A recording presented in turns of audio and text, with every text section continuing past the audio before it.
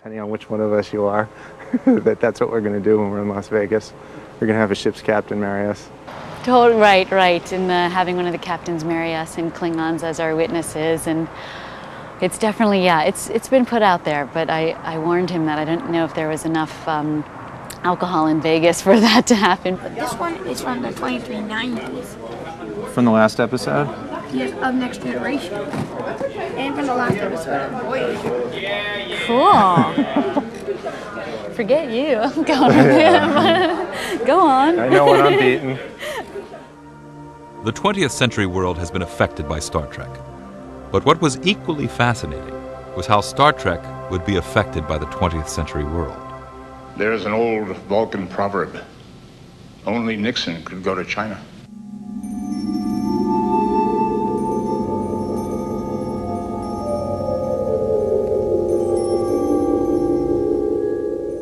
Star Trek has mirrored changes in America's ideas about how we deal with other cultures. And nowhere can that be seen more easily than in the contrasting styles of Captains Kirk from the original series and Picard from The Next Generation. Regent Cusack, welcome aboard the Enterprise. The two captains were absolute night and day. Captain Picard and Captain Kirk would face a situation and say, I'm going to give you 3 to talk, or else I'm going to shoot you. And Captain Picard would go 3, 2, 1.5, 1 3/4, and Captain Kirk would go 3 to bang.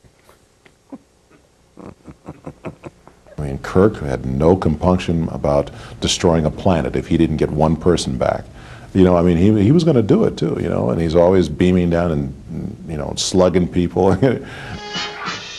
James T. Kirk was an action hero, and our idealized notion of the kind of leader we thought we needed to defeat our 60s-era enemies, the Russians. Kirk was a very John Wayne-like hero. He was a hero of the American West. And the enemies that the original Enterprise fought were enemies based on our contemporary enemies. They were based on the Russians. The Klingons were really based on the Cold War Russians. But by the time The Next Generation is being made, our old enemies have become our friends. The Berlin Wall has fallen, and the Cold War with Russia was over. Captain Picard was an idealized version of the perfect 80s leader, a diplomat and a man of détente. And behind him on the bridge, as a trusted member of the crew, we find a member of the once-hated Klingons, now allies. We will work together. There's a little bit of Worf in every man. And since I am Worf, there's more of it in me, you know, and I think that's what it is. I think everybody, men and women, have this thing inside of them. It was around this time that a fascinating phenomenon began to happen. So you've never seen a Klingon before? You hit me! Are you trying to initiate a mating ritual? Oh, you betcha! It wasn't just that a growing number of American Star Trek fans seemed to like Klingons. They wanted to be Klingons.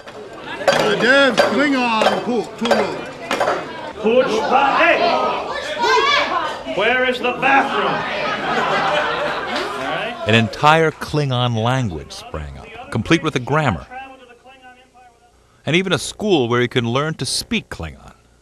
Hod Concord, Jipong Air, Choyaj Be, Klingon Hol Vijat Mo, Ach Vijat Tach. I think the thing that appeals to fans most about Klingons is the inherent warrior nature of the species.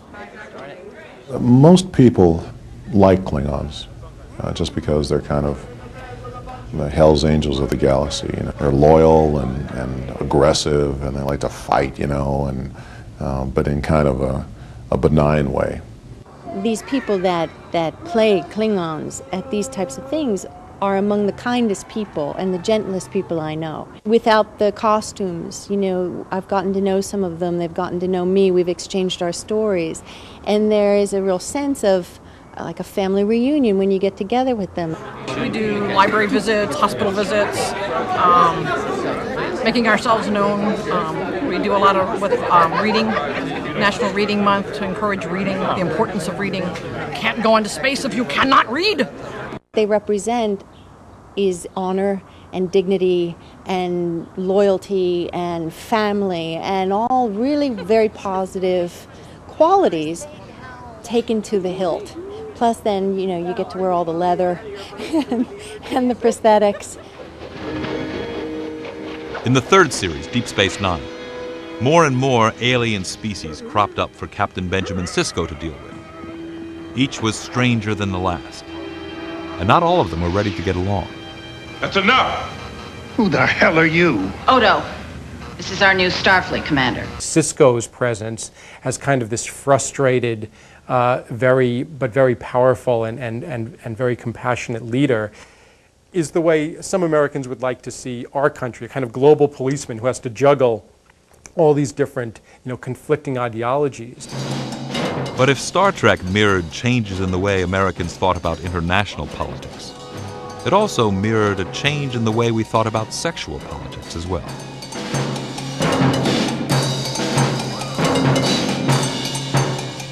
As the original series gave way to The Next Generation and Deep Space Nine, the role of women became more important.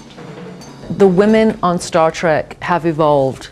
In every new incarnation, the women have gotten stronger and stronger. We were only the second incarnation on Next Gen. By the time we get to our show, you have much more empowered women, but both Gates and I are in the caring professions. Girls would write me, young girls, and say, you know, it's such a role model to have you as the doctor and to have you being powerful and also be a mother. And that was really true. But it was in the fourth series, Star Trek Voyager, that we could see the culmination of a long progression in the evolution of the role of women. Janeway to Tuvok, are you in engineering yet? The doors are sealed. We're working on it, Captain. Bridge to transporter room 2. Lock onto Mr. Jonas in engineering and beam him out of there. Aye, Captain. For the first time, a woman was in charge of a starship. Not everyone at Paramount thought the world was ready. It was so tense and nerve-wracking for the first season. I cannot tell you. I lost 20 pounds. The suits would line up every day and just scrutinize. How is she sounding? How is she moving? The endless to-do about my hair, my cosmetics, everything that was superficial. Because their anxiety, of course, was, can a woman pull this off? Who's my favorite captain? Of course, Janeway. Janeway, because she has to lead our people back to Earth. It showed what a woman could become in this world. I mean, it's not so as bad now, but you know, there's always talk of the glass ceiling and that women should go into nursing or teaching, and I heard a lot of that when I was younger and all, but Star Trek showed that we could be equals, that we could do anything we wanted.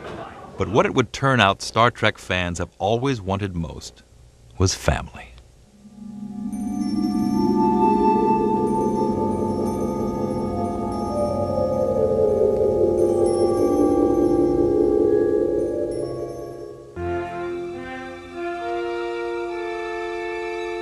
Perhaps one of the most important reasons America loves Star Trek is for its sense of camaraderie and family.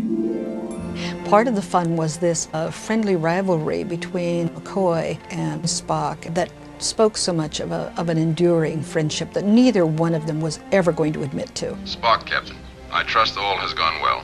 Spock, are you alive? An illogical question, Doctor, since obviously you are hearing my voice. Well, I don't know why I was worried. You can't kill a computer. You know, you felt genuinely affectionate towards these characters. Captain, you almost make me believe in luck. Why, Mr. Spock? You almost make me believe in miracles. You have a family on board this ship. You have a philosophy of including people who are different from you and being tolerant. That in fact the differences is what made it work. I really think the familiarity of the universe is a very important thing for a lot of people. They feel like they're part of that universe, and they want to keep visiting it again and again, amazingly. But it's like taking on a life of its own after all this time.